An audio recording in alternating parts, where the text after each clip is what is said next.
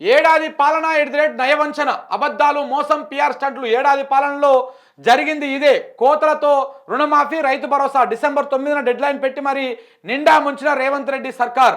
మహిళలకు 2500 ఉష్కాకి, పెన్షన్లు పెంపు లేదు, వృద్ధులకు ఆసరా ఇన్ టైంలో రావడం లేదు, యువతులకు స్కూటీలు ఇవ్వలేదు, అరకొరగా 500కే గ్యాస్ సిలిండరు, అదే తోవలో 200 యూనిట్ల ఉచిత విద్యుత్. ఈ ఉచిత విద్యుత్ మీద కూడా ఈ నెల ఇప్పుడు ఇలా 6 తారీఖు కదా, నేను పొద్దుగాలనే లేవంగానే ఒక ట్విట్టర్లో ఏదో పోస్ట్ చూసిన. ఆ పోస్ట్ చూస్తే బేసిక్గా 30 రోజుల లోపల బిల్లు కొడితే ఈ 200 యూనిట్ల లోపు కరెంటు బిల్లు వస్తుంది.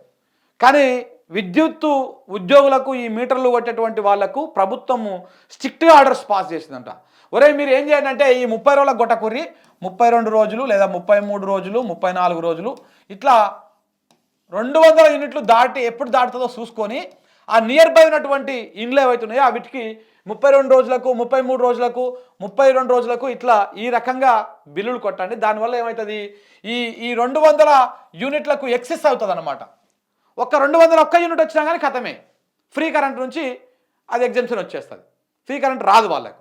సో అట్లా ఈ 200 యూనిట్లు పెరిగే దానికోసము 32 రోజులు, 33 రోజులు, 34 రోజులు అన్నిట్లా ఒక 2-3 రోజులు లేట్గా బిల్లు కొడతా ఉన్నారు.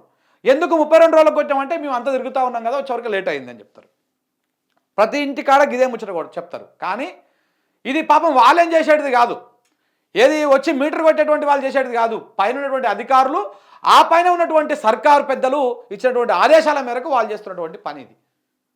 ఇది నిజం, ఇది వాస్తవం, ఇది నిజము, ఇది వాస్తవము. జరుగుతున్నట్టు గ్రౌండ్లో జరుగుతున్నటువంటి రియాలిటీ ఇదే కాబట్టి.